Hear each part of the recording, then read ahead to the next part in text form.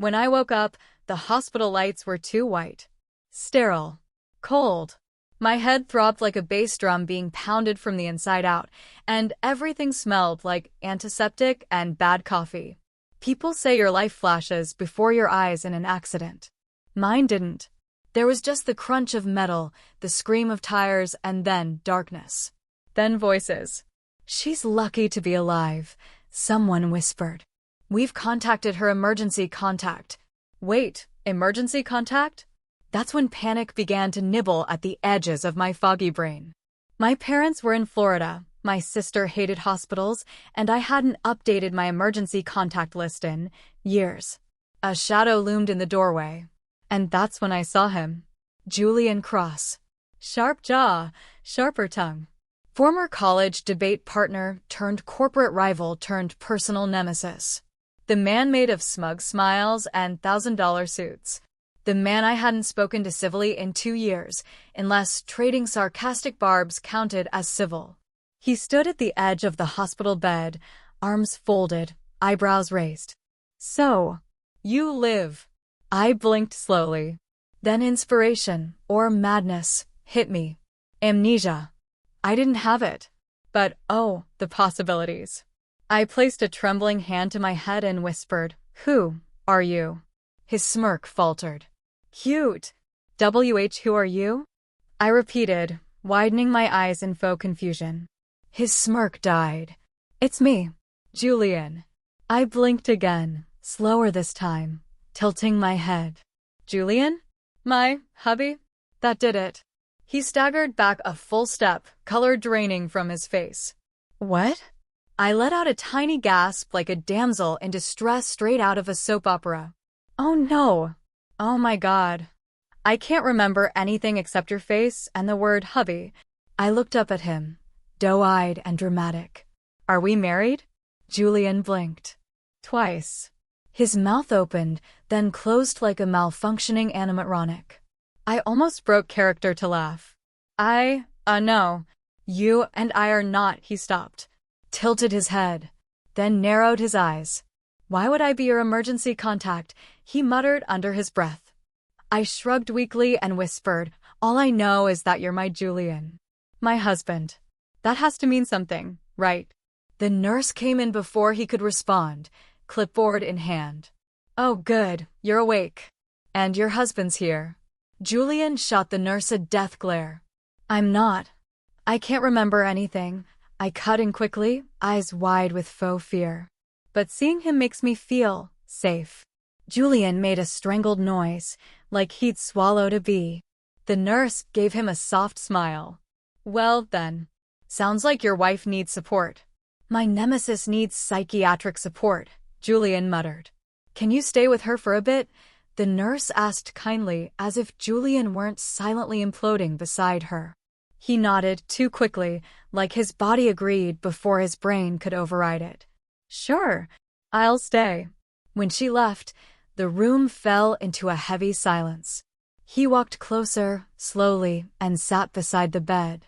His gaze was piercing, suspicious. "You're faking it." I blinked up at him. "Why would I fake something like this?" He leaned closer, his voice low. "Because you are a manipulative, competitive, Machiavellian devil in heels. And you never do anything without an angle." I reached out and brushed my fingers against his jaw. "You shaved. For me." He froze. His pupils dilated. I could practically see the internal screaming behind his eyes. "Cut it out," he hissed. "Whatever this is, just drop it before someone." Before he could finish, the doctor entered. Good. "You're here, Mr. Cross." Julian groaned. The doctor glanced at his chart. "Your wife has a mild concussion and some bruised ribs. We'll keep her for overnight observation. No signs of permanent damage, except to my soul," Julian muttered. I smiled dreamily. "Do I get to go home with my hubby?" The doctor beamed. "Excellent attitude. Familiar faces help with memory recovery." "I hate my life," Julian whispered under his breath. Once we were alone again, Julian stood abruptly. "This is insane. Why are you doing this?" "I don't remember anything," I said sweetly, batting my lashes. He pointed a finger at me. You remember too much. You remember how to lie. That's all this is. I pouted. Are you mad at me, baby? He made another strangled sound. But he didn't leave. He could have. He didn't. Instead, he stayed the entire afternoon. He read the news on his phone, got me juice, adjusted my pillows, muttered insults under his breath when he thought I was asleep. And I soaked it all in. Was it petty? Absolutely. But there was something about seeing Julian Cross, who once told me I was emotionally bankrupt, forced to play doting husband, that healed parts of me I didn't know were broken. By the time visiting hours ended, the nurse came back with discharge paperwork and a soft smile. She's doing well. Memory might return any time. If not, we can schedule therapy. Julian opened his mouth, then closed it again. I took his hand in both of mine and looked up at him with my best, lost little lamb expression. You'll help me, won't you, hubby? He stared at me for a long moment. Then, to my absolute shock, he gave the nurse a tight smile. Of course. I'll take care of her. In the elevator, on the way down to the hospital garage, he spoke without looking at me. You win. You want to fake amnesia? Fine. You want to pretend we're married? Also fine. But don't think for a second that I don't know what you're doing. Oh! I asked innocently. You're playing a game, he said. But I play better. The doors opened, and he gave me that smirk I hated more than anything. Or at least, I used to hate. Let's go, darling, he said, voice dripping with venomous sweetness. You're coming home with hubby. The drive to his apartment was unsettlingly quiet. Julian had always been composed, but now he radiated a particular type of silence, the kind that warned of impending war. He gripped the steering wheel like it had personally offended him, and every so often, his jaw clenched like he was chewing on nails. I sat in the passenger seat, wrapped in a hospital blanket, doing my best impression of a confused, wide-eyed kitten. It wasn't hard. I was exhausted, bruised, and running entirely on spite and iced apple juice. So I ventured, voice small, how long have we been married? He didn't look at me. 10 years. I gasped. Really? No. Oh! Stop talking. I bit my lip to keep from smiling. I should have stopped. But watching Julian squirm was better than any painkiller. His apartment, because there was no way I was calling it home, was an immaculate high-rise with glass windows and black granite countertops. Everything looked like it had been stolen from a billionaire minimalist's Pinterest board. As he unlocked the door, I peeked up at him. Did I decorate this place? Julian didn't answer. He just opened the door and gestured me in with a dramatic flourish. The interior was spotless. Too spotless. It looked staged. Like no real person had ever eaten cereal on that couch or cried on that floor after watching The Notebook. This man probably didn't even own pajamas. Just iron slacks and rage. He followed me in and set the keys on the marble island, then turned to me, arms crossed. Ground rules, he said, voice cold enough to frost glass. You're not actually injured. You're faking amnesia, which is morally repugnant, but I'm going to allow it for now because I'm morbidly curious to see how long you can keep this up. I tilted my head. You're kind of mean for a husband. He ignored me. I'll sleep in my room. You get the guest room. Don't touch anything. Don't cook anything. Don't burn anything. Try not to ruin my life more than you already have. I wandered over to his bookshelf. Do I love books? You once accused me of intellectual snobbery for quoting Nietzsche during a board meeting. Oh wow, I whispered. We are married. He groaned and walked away. The guest room was larger than my entire apartment. Clean, impersonal, and scented with whatever expensive candle he probably didn't realize made him smell like a smug pine tree. I changed into a spare shirt he tossed at me without comment. It smelled like him, cologne, peppermint, and unrelenting judgment. I curled into the bed and stared at the ceiling. What had I gotten myself into? This was supposed to be a short, petty revenge stunt. A little humiliation for the man who once told me I was too emotionally erratic for a promotion. But now I was living in his home, wrapped in his clothes, pretending to be his wife while he stared at me like he was deciding whether to strangle me or laugh. I should stop. I should. But then again, Julian Cross didn't do chaos. And I was a walking hurricane. The next morning, I woke up to the sound of a blender. I shuffled into the kitchen, hair a mess, eyes puffy, and plopped into a bar stool. Julian stood by the counter in workout gear, blending something green and evil-looking. "Good morning, hubby," I chirped. He didn't look at me. "If you ever call me that in public, I'll start calling you Snookums and invent a fake dog for us to co-parent." I grinned. "Can it be a golden doodle named Aristotle?" His jaw flexed. "I'm hungry," I said. "Noted." He poured the smoothie into a glass and pushed it toward me. "What is this?" "Kale, spirulina, almond milk, and silence." "I hate it." "You'll live." I took a sip and nearly gagged. "I think this is grounds for divorce." He finally looked at me. His eyes, sharp and unreadable, softened just a fraction. "You're not getting out that easy, sweetheart. You said, 'Till death do us part,' remember?" I blinked. Was that a joke? Before I could ask, his phone rang. He answered with a clipped yes, then left the room, muttering about investors and profit margins. I stared at the green sludge in front of me. Okay, maybe I deserved that. Later that day, we went to the pharmacy to pick up my prescription. As we stood in line, the pharmacist glanced between us. "Oh, you two make such a lovely couple." Julian froze. I beamed. "Thank you. He's been so supportive since the accident." Julian gave the woman a thin smile. "I'm just doing my part." The pharmacist leaned in conspiratorially. "When my husband got a concussion, he forgot who I was. Told me I looked like his 8th grade math teacher. It was awful." I gasped. "Did he call you hubby too?" Julian made a choking noise. The woman laughed and handed us the prescription. "You're lucky to have him." "I know," I said, batting my lashes. "He's my rock. Aren't you, Snookums?" Julian muttered something under his breath that sounded suspiciously like a prayer for strength. Back at his apartment, he finally snapped.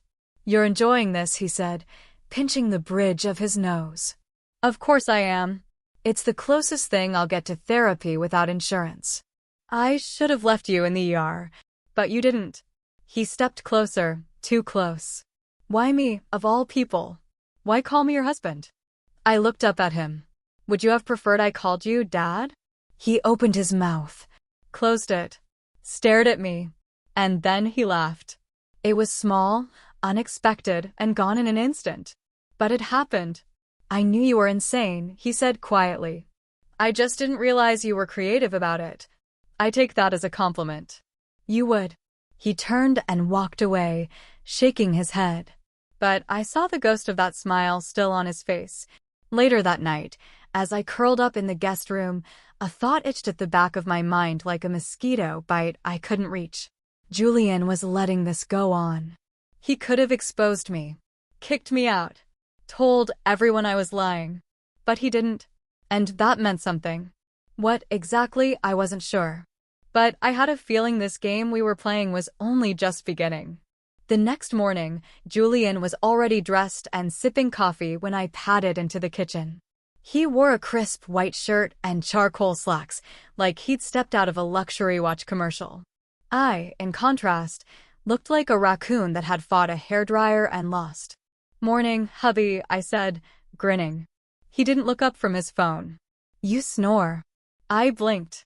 "Excuse me," like a tiny congested bear. I narrowed my eyes. Maybe I was dreaming about escaping this marriage.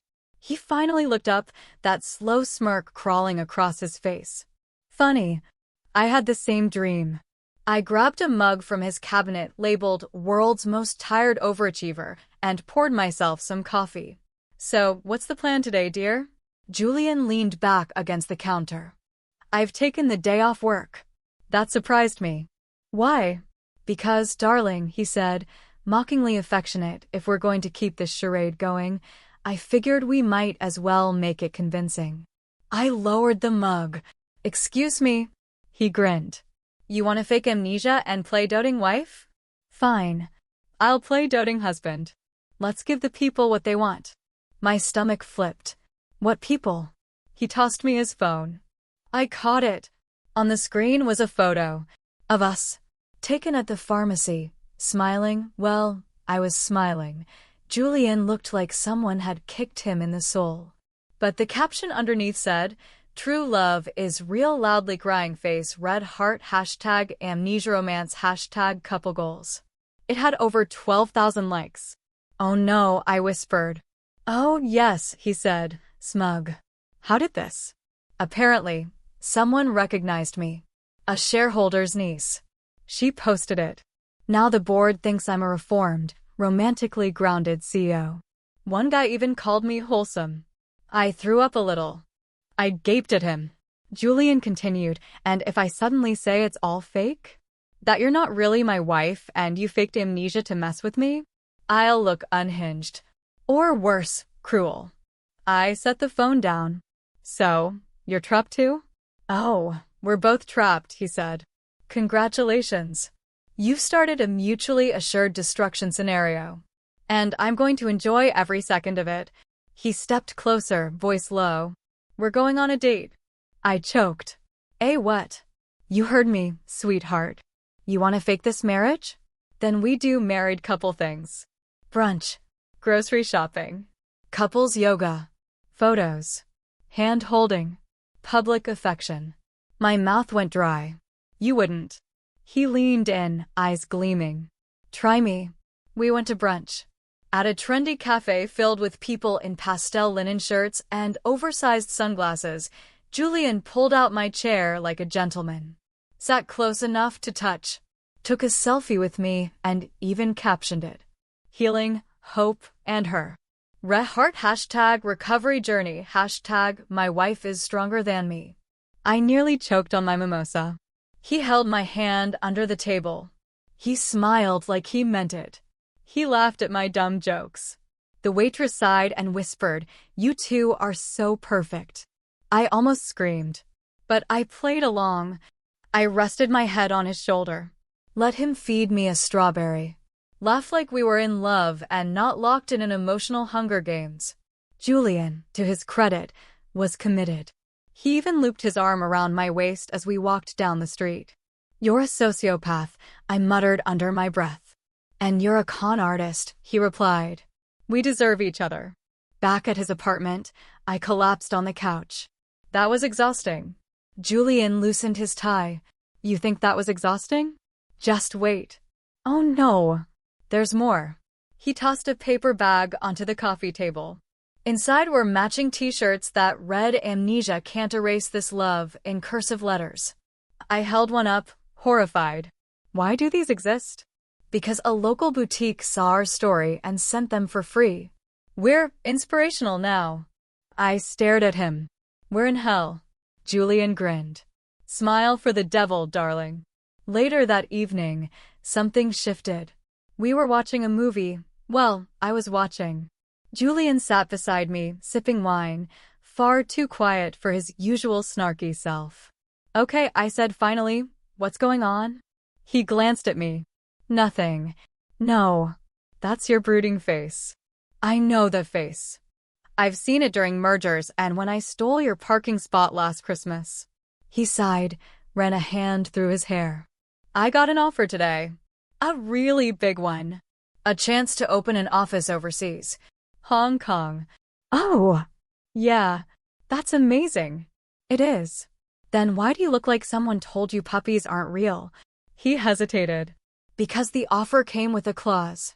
They want me to be settled, grounded, seen as trustworthy. I was always too sharp, too ambitious. But now," he looked at me, "now I'm married, stable, human. So this," I gestured between us, "helps." He nodded. A silence fell between us. And suddenly, it wasn't just a game anymore.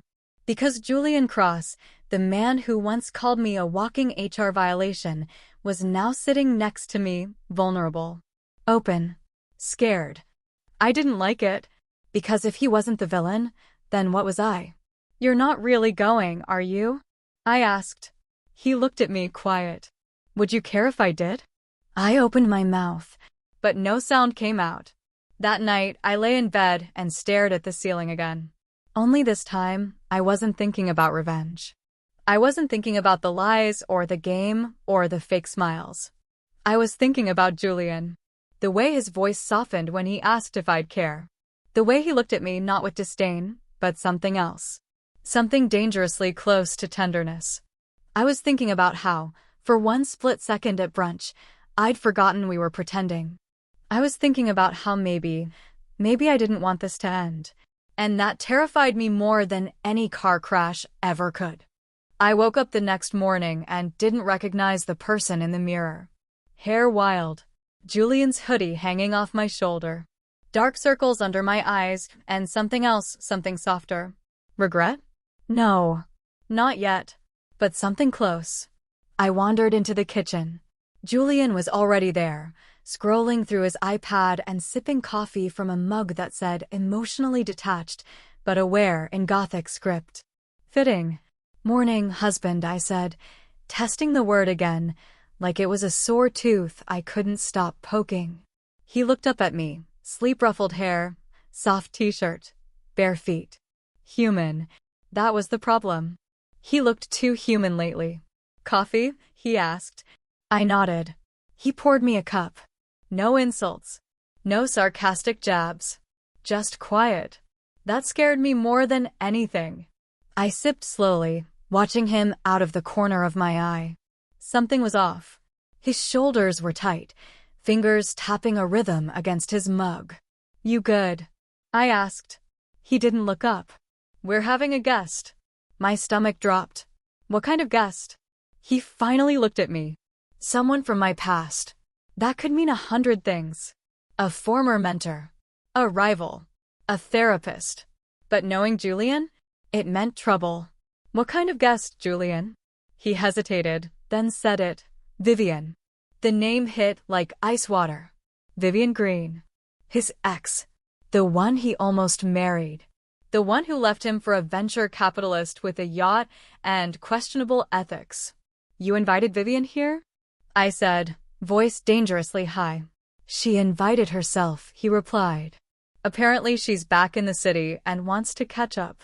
She heard about the accident. The fake one. He gave me a flat look. Yes, the fake one. She thinks I'm married now. She's curious. I stared at him. And you didn't say no? I tried. She insisted. She's coming by for drinks tonight.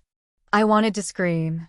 Instead, I set my mug down gently, like if I moved too fast, my whole facade would shatter. Fine, I said. Let's give her a show. I wore red. The kind of red that makes people uncomfortable. The kind of red that says, yes, I know I look good, and no, I don't care if your eyes melt. Julian did a double take when he saw me. Is that war paint? He asked. Consider it psychological warfare. He smiled, small, sharp. She won't know what hit her. I adjusted my lipstick in the mirror. Neither will you. Vivian arrived at 7:03 p.m. Tall, elegant, effortlessly chic. She wore cream slacks and a silk blouse like she'd floated down from some Parisian fashion cloud. Her eyes flicked around Julian's apartment, then landed on me. And you must be the wife, she said, voice sugar-sweet and snake-slick. I smiled. In the flesh. I'd shake your hand, but I'm feeling territorial. Julian coughed into his glass. Vivian tilted her head. I've heard so much about you. All good things, I'm sure, I replied. Though I doubt Julian mentioned my wild memory loss. The poor man had to repropose just to jog my brain. Julian choked. Vivian arched a brow. How romantic. Oh, it was. He got down on one knee in the ER. Right after I mistook a nurse for my uncle. Julian cleared his throat. Vivian, would you like a drink? Yes, thank you, she said, still staring at me. Something dry. He moved to the kitchen. Vivian turned to me, smile dropping an inch. So, You really don't remember anything. I sipped my wine. Only the important parts. Like our wedding night. Twice. Her expression cracked for just a moment. Score. Me 1. Vivian 0. Julian returned with her drink and we settled into the living room. The air was tight, full of invisible threads stretched to breaking. So, Vivian said, casually, how did you two meet? I opened my mouth, but Julian beat me to it. She threw coffee at me. Vivian blinked. Julian smiled at me. Accidentally. Or so she claims. First week at the company. I was her supervisor. She hated me on sight. Still do, I said, smiling sweetly. But in a devoted wife sort of way. Vivian laughed tightly. That's charming. You were surprised when you heard we got married? I asked, cocking my head. I was, she said. Julian always said marriage was for people who couldn't negotiate prenups. He shrugged. Turns out love makes a man irrational. My heart did a weird skip. Vivian took a long sip of her wine. Well, I suppose anything's possible. Her eyes flicked to me again. Especially with the right kind of motivation. And there it was, the implication. That this was all a show. A setup. A story for someone else's benefit. Julian's expression didn't change, but I could tell he caught it. Do you miss him? I asked, voice quiet. Vivian blinked. I'm sorry. Julian. Do you miss him? She tilted her head. Why do you ask? Because you came here looking for something. And it wasn't wine. Julian sat straighter. Maybe that's enough. But I wasn't finished. Not yet. I think you thought you could walk back in and find him waiting, I said. But you didn't expect me. Vivian's smile returned, brittle now. Maybe I didn't. We stared at each other for a long second. A silent war. Then she set her glass down, stood, and smoothed her blouse. Well, it was lovely catching up. I'm sure we'll see each other again. Hopefully not, I said brightly. She kissed Julian's cheek. You've changed. He didn't answer. She left. The door clicked shut. I let out a long breath. Well, that was fun. Julian turned to me. You didn't have to go nuclear. She was going to start peeling the paint off this lie. I just beat her to it. He studied me. You were jealous. I rolled my eyes. Please. I was acting. You sure? I paused. He stepped closer. Because for a minute there, I believed you. My chest tightened. Julian. Don't. His voice was low, unreadable. Not unless you mean it. I looked up at him. So close. Too close. The line was blurring. And I was starting to forget which side I was supposed to be on. The silence after Vivian left was the kind that filled every corner of the room. It was thick, awkward, charged. Julian hadn't moved. His arms were crossed, his expression unreadable. I busied myself with pretending I didn't just challenge his ex to a verbal duel and enjoy it way more than I should have. Wine? I asked, holding up the bottle like it was a peace treaty. He didn't answer. I poured myself a glass anyway, then sat at the kitchen counter, legs swinging beneath me. She's charming. She's manipulative. Like someone else I know. He gave me a look. You ambushed her. She ambushed us. Technically, you ambushed me first. Touché. I sipped the wine. It tasted expensive and vaguely like regret. Julian ran a hand through his hair and leaned on the kitchen island. Why did you go after her like that? I told you. She was digging. She wasn't close to finding anything. She didn't have to be. You were already on edge the moment she walked in. He paused. And that bothers you? I stared at him. What do you think? His gaze met mine, and for a moment I saw it again. The flicker. The shift. That thing neither of us could name. Do you even remember why you hated me before all this? He asked quietly. I blinked. Because you were a ruthless, condescending control freak with a superiority complex. That's fair, he said. But not the full story. I swallowed hard. Then what is? He walked around the island, slowly, like approaching a wild animal. You hated me because I saw through you. Because I called you out when no one else would. I stiffened. That's rich, coming from the guy who called my pitch deck a PowerPoint tantrum. He chuckled. It was. I had a vision. You had rage and a really questionable color scheme. I almost smiled. Almost. Then he was standing in front of me, arms folded again, eyes searching. But now? I don't see that girl anymore. The one who fought me like it was a sport. Maybe I'm tired. Maybe you're not pretending as much as you think. That stopped me cold. I'm still lying, I said, voice low. You do know that, right? This whole thing is built on a lie. Yeah, he said. But it doesn't feel like it anymore. I looked away. Because he wasn't wrong. And that scared me more than anything else. The next morning, I got a text. Unknown number. Hope your head injury isn't too bad. We need to talk. I stared at it for a full 30 seconds before the name clicked. Mason. My actual ex. The last man I dated seriously before Julian ever stepped into my orbit. We'd ended on bad terms, he'd cheated. I'd moved across the city, and we'd both blocked each other on everything that mattered. Until now. I debated deleting the message, ghosting him, pretending like he didn't exist. But curiosity is a powerful drug.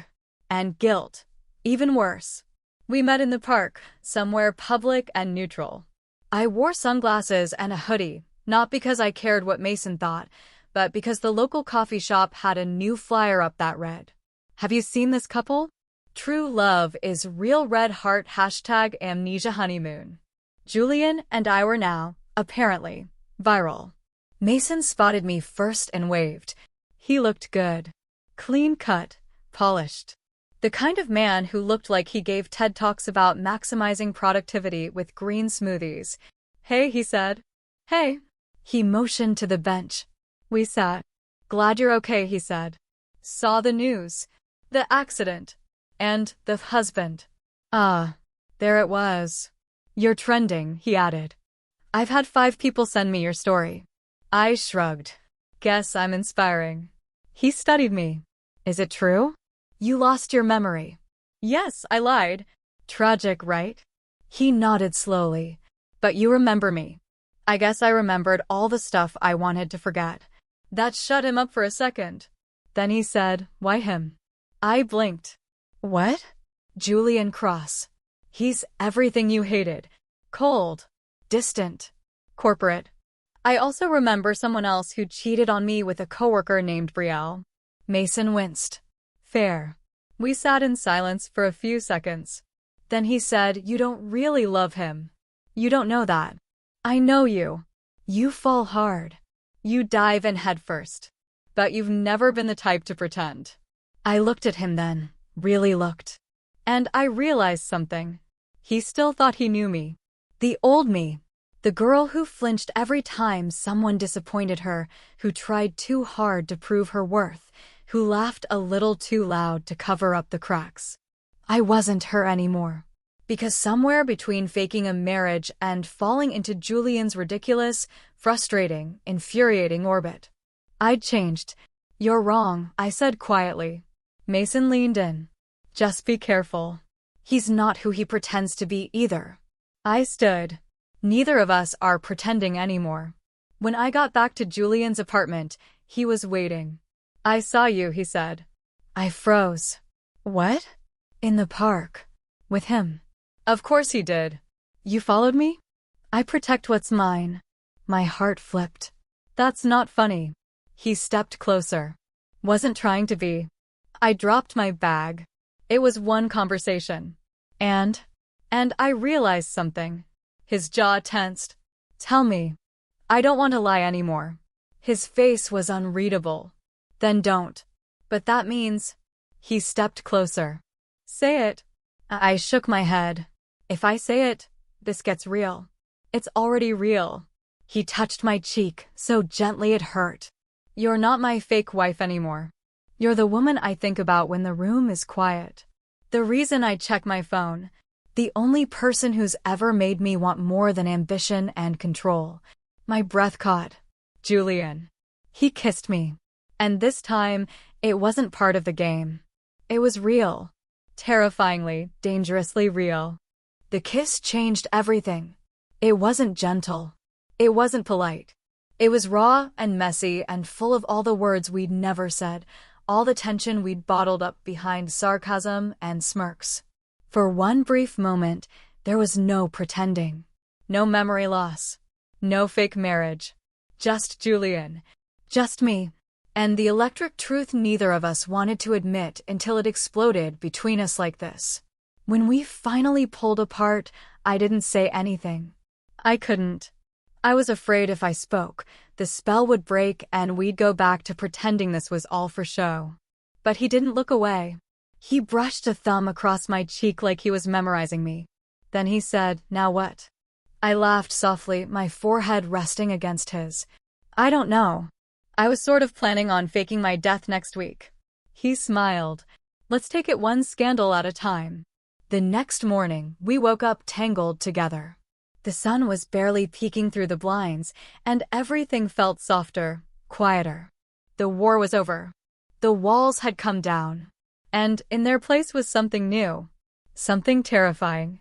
Honesty. He made me coffee. I cooked him eggs. We sat at the tiny kitchen table, pretending this was normal. That we weren't still living in a fabricated fairy tale. But reality doesn't wait long to knock. Halfway through breakfast, Julian's phone buzzed. He frowned. "It's from PR." I raised an eyebrow. "Still damage control from the Vivian incident?" He looked up. "It's worse. Julian Cross's amnesia wife exposed as fraud."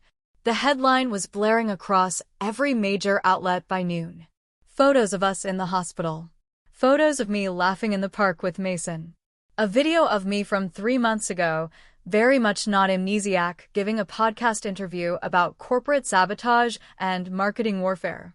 The internet was tearing me apart. She faked it for clout. Corporate con artist seduces CEO. Cross Industries' new PR stunt? By 2 p.m., I was trending worldwide. By 3 p.m., the board was threatening an emergency review of Julian's leadership. And by 4 p.m., I was packing a bag. Julian walked into the bedroom as I zipped it up. "You don't have to go," he said. "Yes," I said, swallowing the knot in my throat. "I do." He stepped closer. "We can fix this." "No, Julian. You can. You have a reputation. A company. A future that doesn't involve being dragged down by the woman who thought lying was a personality trait. You were protecting yourself." I shook my head. I was protecting the wrong version of myself. The one who thought love was a power play. He reached for my hand. "This isn't over." I met his eyes. "It has to be. If I stay now, it looks like we're both frauds." And maybe we were. But I don't want us to end as a lie. He didn't stop me. He didn't beg. He just let me go. 3 months passed. The internet moved on. Vivian released a perfume line. Mason launched a podcast about emotional resilience. Julian laid low, focused on damage control, and said nothing publicly. I moved across town. Got a new job. Something quieter. Less glamorous. More honest. For the first time in my life, I stopped performing. And in the quiet that followed, I found something I hadn't expected. Peace. I missed Julian, of course. Every day. In the way you miss a limb you didn't realize you relied on until it was gone. But I also missed the me I was with him. The unguarded version. The girl who let herself believe in something real. Then one day, I got a package. No return address. Inside was a single envelope and a copy of the coffee-stained proposal I'd once thrown on Julian's desk during our first argument at work. The note inside read, "Still a terrible color scheme. But I finally see the vision. J." And beneath that a second line, scribbled in different ink. "P.S. There's a job opening. And a guy here who's still in love with you." My heart stuttered. I didn't hesitate. I walked into the lobby of Cross Industries at 10:03 a.m. People stared. Whispers started immediately. I didn't care. I took the elevator to the top floor, past security, past the receptionist, straight to the glass-walled office, I once called enemy territory. Julian was standing by the window, hands in his pockets. When he saw me, he smiled, just a little. "You're late," he said. "I'm dramatic," I replied. We stood there for a second, just looking, just breathing. Then I said, "Are you offering me a job?" "No." My heart sank. He stepped forward. "I'm offering you something better." I raised an eyebrow. What could possibly be better than being your emotionally abused assistant? He smirked. "A partnership." My mouth went dry. "Equal?" I asked. "Completely." "And the job description?" He stepped closer. "Wreck me. Challenge me. Keep me honest. Be the only person in the world who doesn't buy my polished act." "And the benefits package?" He took my hand. "Love. Loyalty. Possibly dental." I laughed. "You're an idiot." "Maybe. But I'm your idiot." I kissed him then. And this time, I didn't care who was watching. 6 months later, we launched a consultancy firm together, crossed lines. The press had a field day. From fake wife to real CEO, the unlikely power couple rewriting the rules. Julian handled the structure. I handled the chaos. We were opposites in the best, most infuriating way. And somehow it worked. People still whispered about the amnesia scandal. But I didn't mind, because the truth? It was messier, wilder, harder, and so much better than the lie. I faked amnesia. I called my Nemesis hubby. And somewhere in the middle of that lie, we fell in love for real. If you enjoyed the story, don't forget to leave a comment sharing your thoughts, and remember to like and subscribe for more heartfelt stories.